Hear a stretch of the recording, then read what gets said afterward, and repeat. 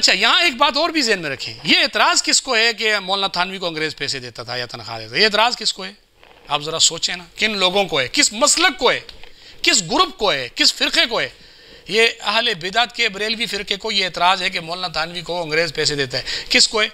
جو اپنی ساری زندگی احمد رضا خان اس موضوع پر کتابیں لکھتا رہا، ساری زندگی احمد رضا خان اس موضوع پر کتابیں لکھتا رہا۔ الحجت المؤتمنہ فی آیات الممتحنہ، احمد رضا نے پوری کتاب لکھی ہے، اور اس کے بارے میں خود بریلوی مسلک کا ایک بندہ کہتا ہے کہ پروفیسر ایوب قادری کہتا تھا کہ الحجت المؤتمنہ کو انگریز چھاپتے تھے۔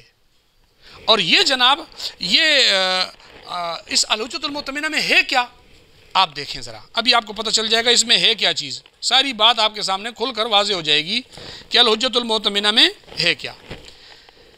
صفحہ نمبر، یہ جناب فتاوی رضویہ میرے پاس ہے، جلد 14 صفحہ نمبر 435 پر الحجت المؤتمنہ رسالے کے اندر احمد رضا خان کہتا ہے تعلیم دین کے لیے گورنمنٹ سے امداد قبول کرنا جو مخالفت شرع سے مشروط نہ اس کی طرف منجر ہو تو یہ نفع بے غائلہ ہے جس کی تحریم پر شریعت مطہرہ سے کوئی دلیل نہیں۔ کہتے ہیں گورنمنٹ سے آپ امداد لے سکتے ہو، اس سے کوئی فرق نہیں پڑتا، آپ لے لو بالکل، کیونکہ شریعت میں اس کے حرام ہونے پہ کوئی دلیل ہی نہیں ہے۔ تو یہ ہے حالت کہ وہ باقاعدہ اس کو مان رہے ہیں کہ یہاں پہ جناب آپ امداد لے سکتے ہیں۔ ہم تو نہیں لے رہے، ہم پہ الزام لگا دیا کہ آپ نے لیے، تمہارے لوگوں نے پوری کتابیں اس موضوع پہ لکھ دی کہ امداد لے سکتے ہیں، اور ان کتابوں کو انگریز اٹھا کے چھاپ رہا تھا۔ کیا ضرورت پیش آئی تھی انگریز اور گورنمنٹ کو کہ وہ تمہاری کتابیں چھاپ رہے تھے؟ اور پھر اس میں یہ بات احمد رضا نے الحجت المؤتمنہ میں لکھی ہے، اور جناب فتاوی رضویہ میں نے جلد 14 کا حوالہ پڑھا، اس میں لکھی ہے۔ یہ المیزان احمد رضا خان نمبر میں یہ عبارت لکھی ہوئی ہے، یہ حیات اعلیٰ حضرت میں آپ کی یہ عبارت لکھی ہے، یہ رسائل رضویہ میں آپ کی یہ عبارت لکھی ہوئی ہے، اور کئی بریلوی مسلک کے علماء کی اور کتابوں میں یہ بات لکھی ہے کہ احمد رضا خان نے انگریز سے امداد لینے کو جائز قرار دیا ہے۔ اور یہ جناب دوسرا حوالہ ہے اسی کتاب کا صفحہ نمبر 430 پر، کہ کہتا ہے کہ مجھ سے پوچھا گیا کہ کیا گورنمنٹ سے امداد لے سکتے ہو، تو اس کا جواب یہ دیا گیا کہ جو مدارس ہر طرح سے خالص اسلامی ہوں، ان میں وہابیت، نیچریت وغیرہ کا دخل نہ ہو، اس کا جائز رکھنا موجب اجر عظیم ہے۔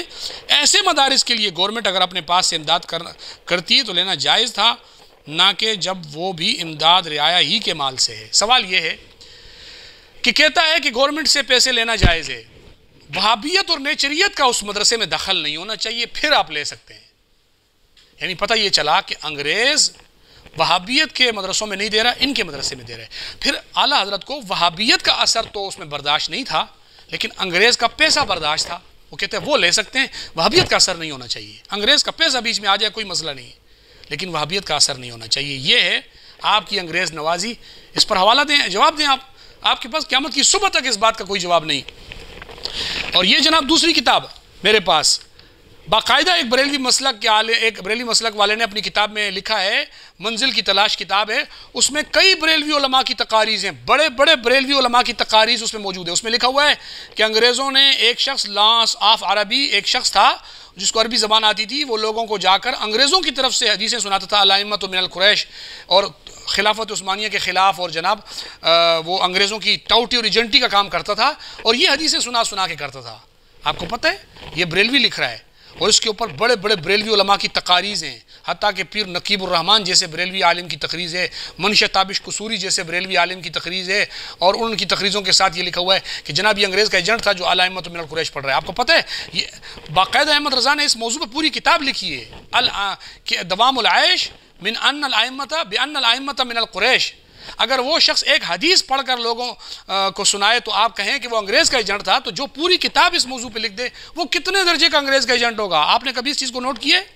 یا آپ صرف آپ کے پاس الزام بازی کے علاوہ اور کچھ ہے ہی نہیں، آپ کی گھٹی خالی ہے الزاموں کے علاوہ، آپ کی زنبیل میں سوائے اس کے کچھ ہے ہی نہیں۔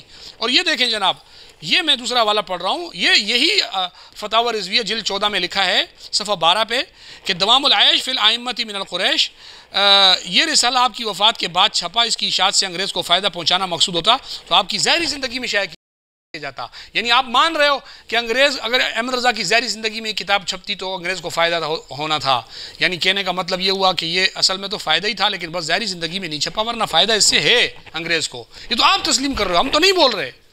تو انگریزوں کو فائدہ کس نے پہنچایا ہے؟ احمد رضا خان کے مدرسے میں خود منظر اسلام بریلی کا رسالہ چھپا ہے، اس میں یہ بات موجود ہے کہ احمد رضا خان کے مدرسے کو جو ہے گورنمنٹ کی طرف سے باقاعدہ تنخواہیں دی جاتی تھی، آپ کیسے کہتے ہیں کہ آپ انگریز کے ایجنٹ نہیں ہیں؟ اور آپ کیسے الزام لگاتے ہو کہ علماء دیوبند کے اوپر کہ وہ نعوذ باللہ انگریزوں کی ٹاؤٹی یا ایجنٹی کرتے تھے یا تنخواہ پاتے تھے؟ یہ آپ کس بنیاد پر کہتے ہو؟ بلا دلیل، آپ کے پاس کوئی ثبوت اور کوئی دلیل نہیں ہے، صرف آپ نے ہوا میں تیر چلائے اور کچھ نہیں ہے۔ اللہ تعالیٰ مجھے اور آپ کو سمجھ کی توفیق عطا فرمائے۔ والسلام ورحمۃ اللہ وبرکاتہ۔